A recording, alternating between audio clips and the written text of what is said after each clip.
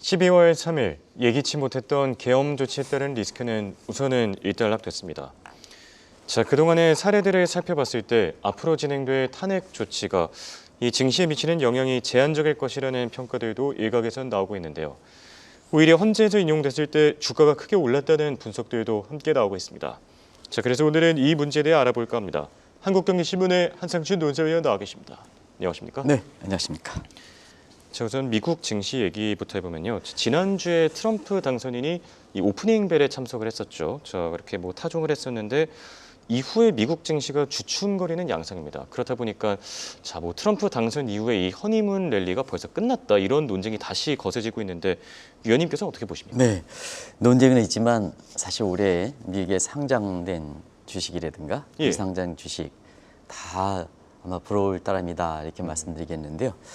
상장된 미국의 주식에 대해서 수익이 얼마큼 나는지는 다들 아실 겁니다. 예. 워낙 아침에 새벽 방송에서 이 홍앵커가 이렇게 주도가 돼서 전해졌기 때문에 예. 대충 아실 거로 생각하는데요. 아까 그 김지윤 캐스터께서 2024년 IPO 시장 그리고 그렇죠. 내년도에 그 계획했는데요. 대부분 다 미국은 이 잠재 가치를 굉장히 엄하게 평가하거든요. 그래서 상장할 때 예. 굉장히 사고도 적고 그다음에 신뢰도 없고 그래서 그 잠재된 낮게 평가된 것이 가격이 올라가는 상태에서 수익률이 한 100% 이상 굉장히 많이 나가지 그렇죠. 않습니까? 예. 사실은 미국의 그 상장된 주식 상장된 제도를 볼 때 한국이 지금 상장되는 문제에서 굉장히 문제가 큰데요. 예. 미국 쪽의 상장 제도를 좀 받아들여야 되지 않느냐. 아. 일전에 그런 말씀을 드렸습니다. 예. 미국의 그 비상장 기업을 한국에 이렇게 해서 사실 AFW 파트너스라고 한번 좀 말씀드린 적이 예. 있는데요.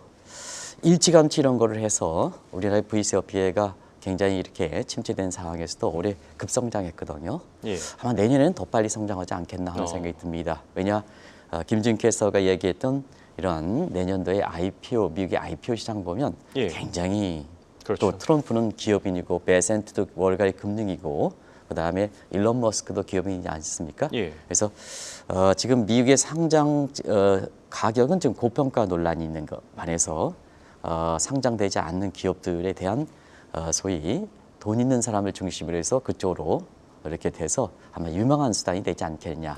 그거를 한국의 이게 VIP 고객들한테 예. 이렇게 투자 수단을 제공하는 그렇죠.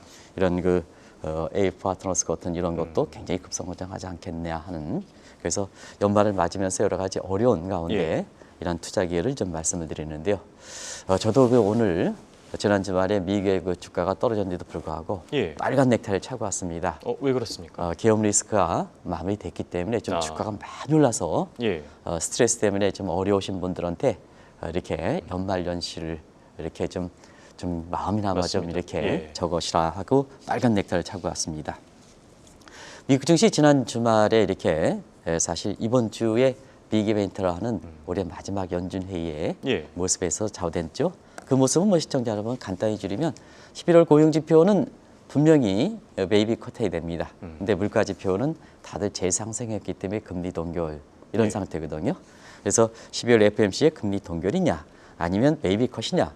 근데 베이비 컷이라든가 금리 동결도 지난 9월 이후에 미컷을 단행한 점을 감안해 볼 때 증시 부담이거든요. 왜냐 그렇죠. 주가가 그만큼 많이 올랐지 않습니까? 예. 그래서 차익 실현의 빌미가 됐다 이렇게 이제 보시면 되겠습니다. 어떤 분은 그런 얘기를 많이 해요. 주가가 그 미국 주가가 주춤하니까 예. 사실 트럼프 당선 허니문 기간이 끝나지 않았냐 하는데 지금 그 미국의 펀더멘탈이 워낙 강하고 예. 또 기업인과 월계 금융인들로 3두 체제를 형성하는 트럼프노믹스 2.0을 감안해 볼 때 이게 이제 3두 체제라는 건 미국의 표현입니다. 예. 스트라이더가 해가지고 그 최고 통수권자 트럼프 기업인, 예. 그다음에 정부 수장기구 일론 머스크, 그리고 월가의 금융인 실질적 컨트롤 타일 베센트. 그렇죠. 여기서 미국 경제가 2.0을 할 것이다. 다 기업과 금융을 알기 때문에 치유미에 또 다시 한번 허니문 기간이 있지 않겠느냐. 시청자분이 참고하실 필요가 있다는 것을 말씀드리겠습니다. 알겠습니다. 자, 그리고 중국이 내년 경제 정책 방향성을 결정짓는 경제 공작 회의를 이제 거쳤는데, 자, 정작 증시 반영은 좀 뜨뜻미지근한 것 같습니다. 어떻게 보십니까? 네, 워낙 관심사고 예. 많은 전문가들이 양적 완화 정책, 금융에 준하는 양적 완화 정책이기 때문에 중국 증시에서 굉장히 낙관적으로 얘기했던 것 같습니다. 예. 그때 이제 조치 내용을 보면 통화 정책은 적절한 완화에서 완화로, 그다음에 재정 정책은 지원에서 적극 지원으로. 예. 이게 이제 2008년 미국의 금융위기에 준하는 조치다. 그렇죠. 그래서 사실 그런 쪽으로 해석하는 시각이 있었는데요. 이 방송을 통해서는 시청자 여러분 이렇게 그날 그 주가가 떨어졌습니다. 왜 그럴까? 중국 국채 금리가 너무 낮아서 유동성 함정에 처해 있습니다. 예. 그래서 이건 늪지대인데요. 늪지대에 금융 완화가 심할수록 늪에서 더 이렇게 움직일수록 더 빠지지 않습니까? 그죠? 그렇죠. 그래서 타잔도 한번 보신 적이 예. 있을 거로 생각하는데요. 재정 정책에선 특별책이 발생하기 때문에 크라우딩 에펙트 때문에 사실 그 재정 정책 효과가 그렇게 크진 않습니다. 결과적으로 보면 많은 분들이 준위기에 준하는 금융위기에 준하는 양적 완화 정책에서 중국 증시가 오르지 않겠느냐 이렇게 낙관적 기조를 했습니다는 예. 중국 주가가 지난 주말에 비교적 큰 폭으로 떨어져서 사실 뭐든지 정책 양면성이라 하는 것은 근본 문제가 접근하지 않으면 예. 항상 말씀드립니다. 그 규모가 클수록 덮는 상태이기 때문에 지금처럼 디지털 사회에서는 금방 그 숨은 내용이 포착이 되거든요. 그래서 주가는 떨어지게 된다 하는 것을 예. 말씀드리겠습니다. 맞습니다. 실제로 지난주 중국 증시의 경우에는 2% 넘게 빠졌었죠. 그렇습니다. 네, 확실히 말씀해주신 것처럼 이 본질이 좀 해결돼야 되지 않나 생각이 들고요. 네네. 우리에게 주는 시사점도 참 많은 것 같습니다. 우리 문제로 한번 넘어가 보면은 지난 주말에 결국은 윤석열 대통령에 대한 탄핵안이 가결되지 않았습니까? 네, 사실은 탄핵안 이 방송을 통해서도 있을 수가 없다, 예. 잘못된 거다. 그렇지만 한국의 후손 세대를 위해서 경제 살리기에 나서야 그렇죠. 된다. 예. 그것이 여든 야든 관계없이 맞습니다. 이런 쪽으로 방송을 해왔는데 숨가팠죠. 11일 동안 숨가팠습니다. 예. 저도 사실 12월 3일 이 조치가 나왔을 때 10시 25분이니까 제가 잘 무렵했습니다. 아침 예. 1시에 일어나야 되니까. 근데 일어나서 외국인도 그렇고 저도 그렇고 이것이 사실 긴가민가. 그래서 원래 긴가민가는 right or wrong인데 그렇죠. 그때 당시에 한국이라는 나라에서 무슨 비상계엄 조치냐. 그래서 wrong or 기억이 right라는 납니다. 표현을 한번 기억했습니다. 그렇게 신박하게 돌아갔던 것이 지난 10일입니다. 사실 해외 상장된 한국물의 가격이라든가 국내에서 주가라든가 특히 환율 부분에 있어서는 거의 비슷한 움직임이 보여서 시청자분이 사실 그 11일 동안 굉장히 스트레스가 많이 이렇게 예. 돼서 이런 때 틈타서 주가가 전문가라 하는 사람들이 나와가지고 2천도 무너질 것이다. 이렇게 해서 또 어려울 때 어려운 얘기를 좀 말씀하시는 분들이 예. 있어요. 제가 존칭으로 이렇게 될 수는 없습니다는 그래도 방송 관계상 존칭으로 썼습니다. 근데 그럴 때 말씀드렸습니다. 시스템은 무너지지 않았다. 예. 우리가 후속 조치가 중요하다. 그렇죠. 근데 사실 그 대통령이 배제된 상태에서 한덕수 국무총리를 비롯해서 특히 최상목 부총리 이런 분들이 후속 조치가 신생이 이루어졌습니다. 그다음에 이제 콜센터 보겠습니다. 12월 3일 날 마감 지수가 2,500입니다. 예. 쭉 떨어졌었죠. 그렇죠. 그런데 사실 12월 13일 이렇게 탄핵안이 가결되기 직전에 마감 지수가 2,494로 사실 회복했습니다. 이게 한국 경제 건전성이다. 예. 여기 지금 우리 권 부장께서 이렇게 지금 특산상 때 고생을 많이 하시고 원래 방송을 굉장히 잘하시는 분이거든요. 예. 그래서 지금 발빠르게 보여주시고 있습니다는 2,494입니다. 이게 12월 3일 날 10시 25분에 탄핵 조치 전에 마감 지수가 2,500이 그렇죠. 빼타게 됐습니다. 예. 이게 한국 국민의 힘이다. 한국 경제의 힘이다. 이 틈을 타서 우리 주가가 2,000m로 떠진다. 여기 방송에 나와서 얘기하는 사람들 예. 차 어려울 때 어렵게 얘기하는 사람들은 진짜 배제시켜야 됩니다. 이게 한국 국민의 힘이라는 것을 다시 한번 말씀드리겠습니다. 알겠습니다. 사실 이번 계엄 조치가 더 우려됐던 부분이 안 그래도 우리 경제와 증시가 어려운 상황에서 이런 조치가 나왔기 때문이 아닐까도 생각이 드는데요. 자, 증시 상황이 참 이 트럼프 당선 이후에 더 궁지에 몰리지 않았었습니까? 네, 주가는 회복세 때도 환율이 안정될 것이냐 하는 측면에서는 우리가 환율이 많이 올라갔던 것은 우리 내부 요인도 겹치긴 했습니다는 사실 미국의 트럼프 당선 이후에 고금리, 예. 강달러 쇼크 때문에 그렇죠. 이것이 국내와 겹쳐서 환율이 문제되는 거다. 그걸 누누이 지적됐지 않습니까? 예. 그래서 당선 이후에 고금리 강달러, 지금 달러 인덱스 같은 경우에는 100에서 107대, 그다음에 미국의 10년 국채는 지금 이제 106.94인데 거의 107이죠. 예. 그다음에 미국의 10년 국채는 4.4가 됐네요. 예, 맞습니다. 많이 올라갔네요. 이게 사실 그 3.6에서 출발했던 겁니다. 이것 때문에 환율이 올라간 겁니다. 올라갔 때문에. 예. 그래서 뭐냐? 달러 표시 부채가 많은 국가, 우리도 여기에 해당되거든요. 트럼프와 퍼펙트 브럼이 우리 내부적 요인과 관계없이 환율이 됐다. 그래서 지금 탄핵안이 가결돼서도 주가는 이렇게 올라간다 하더라도 환율 문제는 굉장히 중요할 겁니다. 왜냐? 그렇죠. 미국 요인이 더 중요하기 때문에. 예. 근데 사실 계엄 조치라든가 이런 게 신중을 기해야 된다는 것이 우리 외환 시장의 내재적 문제가 굉장히 취약하다고 말씀드렸지 않습니까? 그렇죠. 그래서 계엄 조치라든가 이런 게 국가의 뭐 이렇게 국제 신뢰도를 깨뜨리지 않은 상태에서 이렇게 사익을 추진하면 뭐냐면 굉장히 시약이 많이 보일 수 있는 이렇게 외환 시장이었지 않습니까? 근데 느닷없는 비상 조치 때문에 시약이 오세요. 액션으로 시약이 오니까 내재적 치여성이지. 대외적으로 보면 트럼프와 고금리 강달러가 있지. 예. 여기서 환율이 확 올라갔던 거죠. 아. 그래서 트럼프의 고금리 강달러 쇼크가 있는 상태, 지속되는 상태에서 오면 예. 이렇게 탄핵이 가결돼서 주가가 올라가더라도 원달러 환율 문제는 빨리 떨어지지 않는다 하는 것을 좀 말씀드리겠습니다. 예.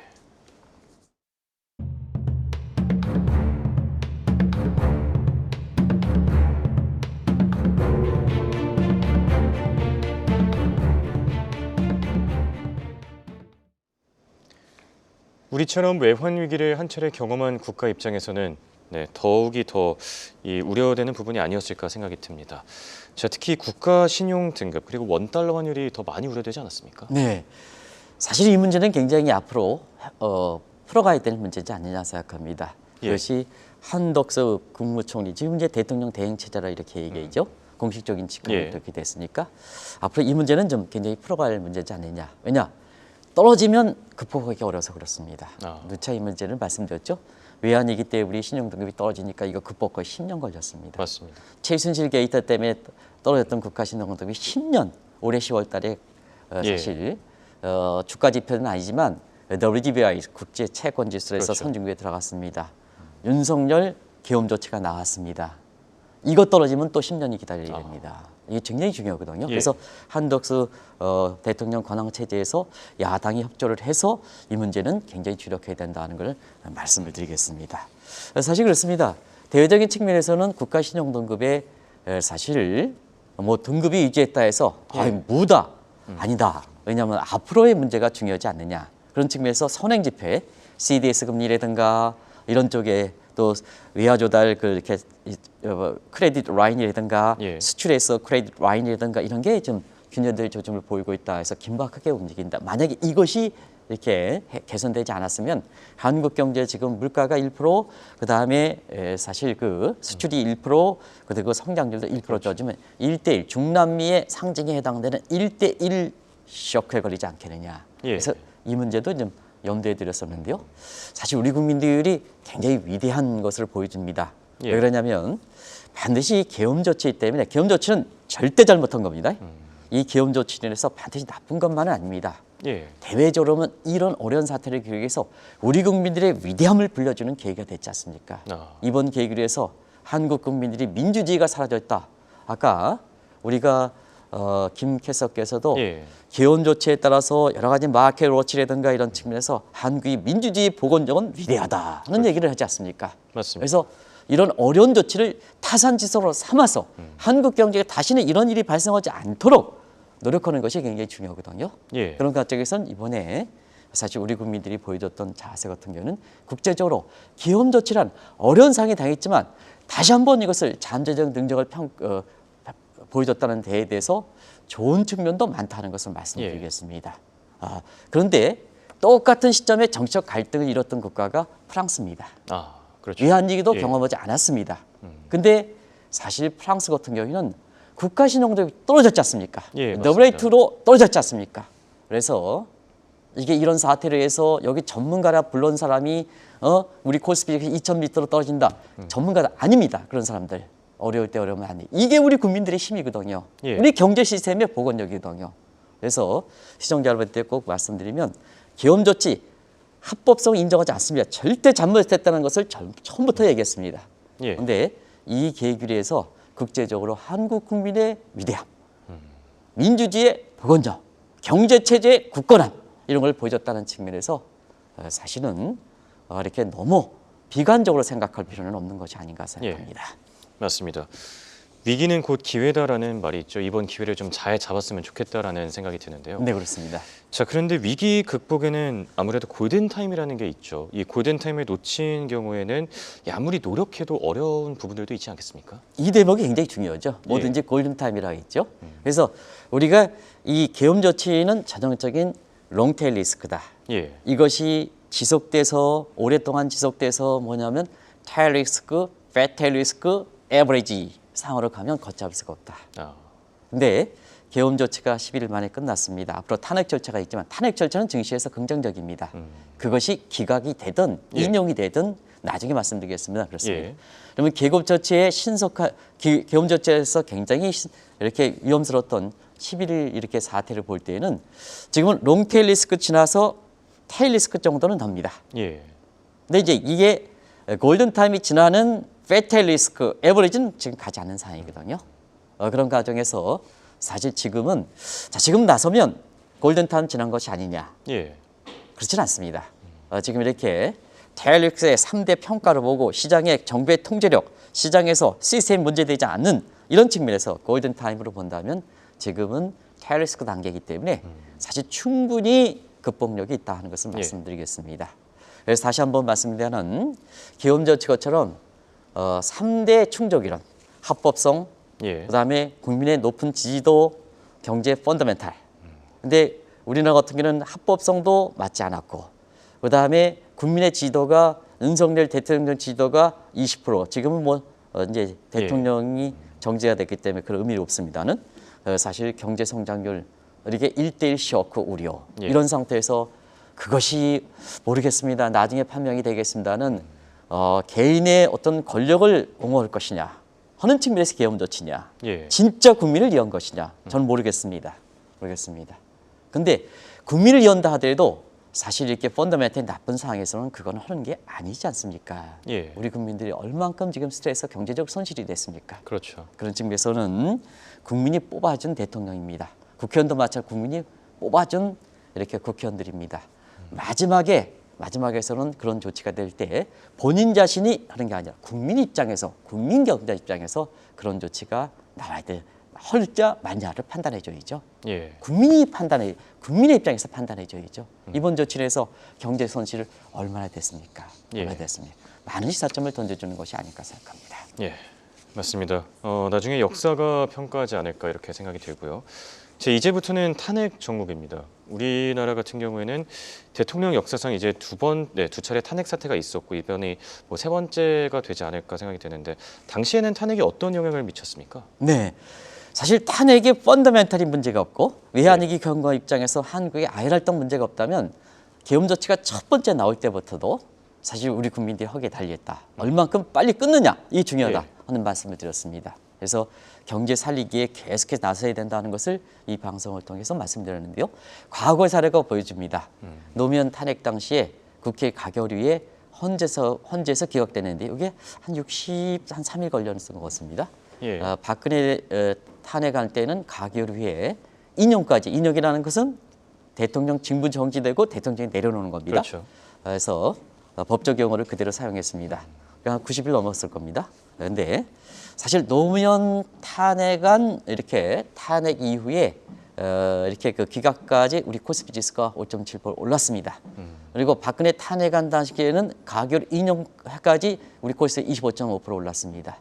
그렇기 때문에 계엄 조치 리스크가 그래서 중요하다는 겁니다. 예. 그걸 해야 될 것이냐 말 것이냐 그게 중요한 겁니다.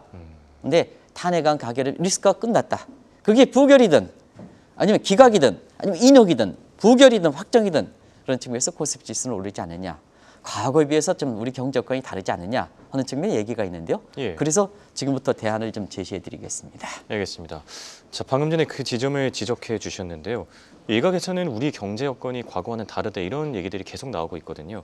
그런 만큼 우리 국민 모두가 사실 이번 위기를 잘 극복할 수 있도록 기회를 잡아야 되지 않겠습니까? 비관적인 사람이 그렇게 얘기합니다. 예. 그러면 노무현 탄핵 당시와 그다음에 박근혜 탄핵 당시를 비교하겠습니다. 박근혜 탄핵 시절에서는 그때 당시 어려웠습니다. 예. 최순실 개입해서 온 나라가 휩싸였기 때문에 더 어렵습니다. 그렇게 지적했던 사람이 그때 당시의 전문가들입니다. 예. 근데 앞서 봤듯이 노무현 탄핵 때는 5.7%, 그다음에 박근혜 탄핵 25.5% 올랐습니다. 똑같은 것같아서 이번 더 어려다 이렇게 얘기합니다. 예.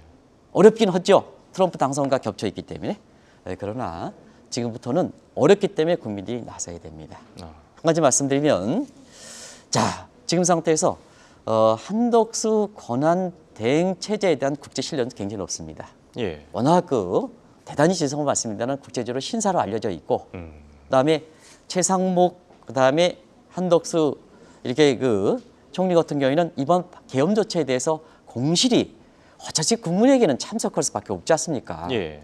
그런데 거기에 대해서 탄핵안의 계엄 조치에서 분명히 반대 입장을 피했거든요. 그런 측면을 좀 야당도 고려해 주십사 하는 것을 말씀드리겠습니다. 그래서 야당 입장에서도 사실 한덕수 권한 대행 체제에서 탄핵을 하지 않겠다. 바람직한 자세입니다. 지금은 국제적으로 보면 이 문제를 풀어가기 위해서는 저는 야당에 친하지는 않습니다. 그래도 바람직한 자세입니다. 그런 과정에서 예. 지금 상태에서는 한덕수 권한 대행 체제에 대해서 역시 얼마큼 갈지 모르겠습니다는 국제적인 신뢰가 높다는 것을 말씀드리겠습니다. 그리고 과거의 대행 체제 때 더 안정적인 데 있었습니다. 예. 그건 대행 체제가 됐을 때도 우리 경제 안정이 됐습니다. 그런데 황교안 대응 체제에서는 본인의 사심을 빌었기 때문에 굉장히 좀 국제적으로 평가가 예. 안 좋은 겁니다. 그런 측면에서는 더 권한 대응 체제가 돼도 반드시 불안한 것은 아니다 하는 걸 말씀드리겠습니다. 그런 과정에서 딱 두 가지만 말씀드리겠습니다. 예. 지금은 가장 문제가 환율, 그다음에 국가 신용등급이다 하는 측면에서 한덕수 이렇게 권한 대행께서 국제적으로 높은 신뢰를 바탕으로 해서 우리 경제 IR과 이런 쪽에 주력해야 되지 않느냐. 두 번째는 야당이 좀 적극적으로 협조할 필요가 있지 않느냐. 야당이 이번에 잘 협조를 하면 우리 경제 살아나면 수권 정당으로서의 능력이 있는 겁니다. 그러면 우리 주가 좀 올라가고 예. 다 정치적으로 선순환 관계 되지 않습니까? 그렇죠. 그런 측면에서 이번 계엄 조치에 따라서 타산소 삼아서 한국 경제가 살아날 수 있는 계기가 되는 것을 꼭 좀 부탁드리겠습니다. 예. 맞습니다. 모두가 합심해서 이번 위기를 잘 극복해 나갈 수 있게 기대해 봅니다. 지금까지 도움 말씀의 한국경제신문의 한상춘 논설위원이었습니다. 대단히 고맙습니다. 네, 고맙습니다.